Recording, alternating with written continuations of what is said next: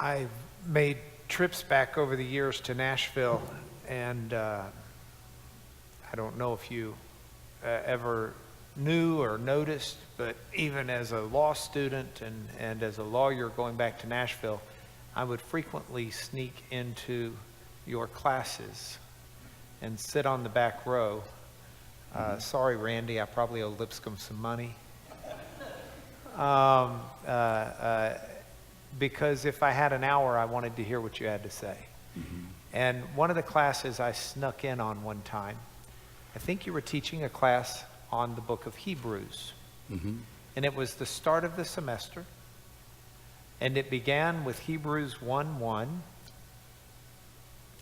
which we've got in one form or in an edited form, written above the arch here and above the arch there.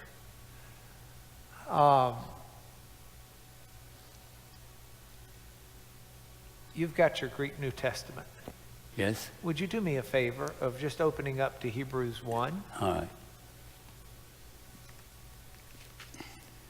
Have you ever read an English New Testament? Yes. I've never seen you with one.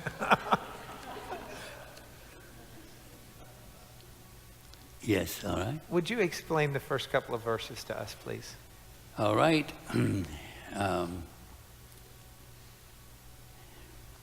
It begins with an impressive literary statement. Polymeros kai polytropos palai. In various ways and in different manners, in different parts and different manners.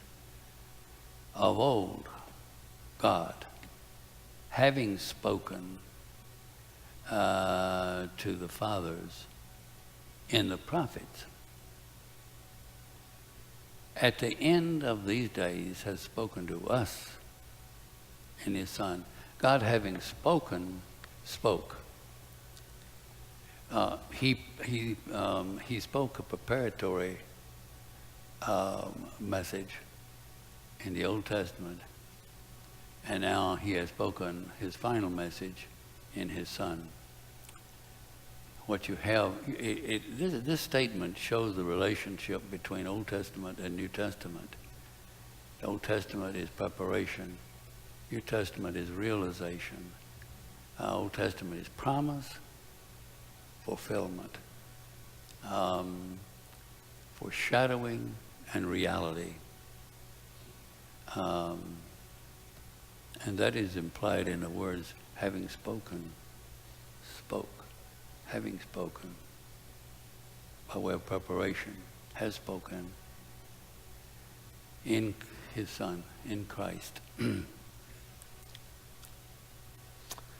The image that you used when you were teaching that, as you started to walk through the book of Hebrews and you spoke of foreshadowing and reality, is you spoke of the absurdity of someone trying to embrace simply the foreshadowing when they had an opportunity to embrace the reality. Mm-hmm. And you used an example of a light casting through a doorway, its light in such a way that you could see someone approaching by their shadow. Uh-huh.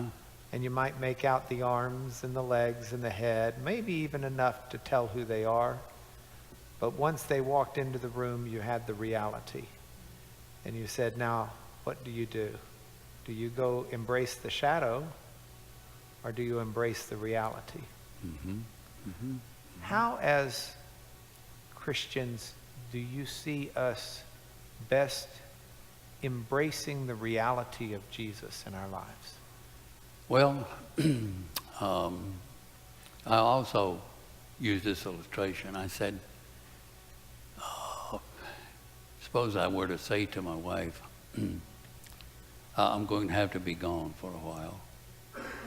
And here's a picture of me. I want you to look at it every now and then and remember me.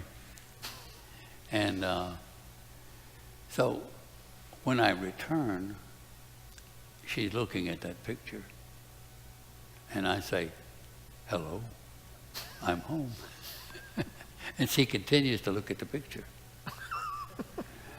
And I say, hello, I'm home. It would be very strange if she was entranced by the picture and continue to look at it when I'm there. So there were Hebrew Christians who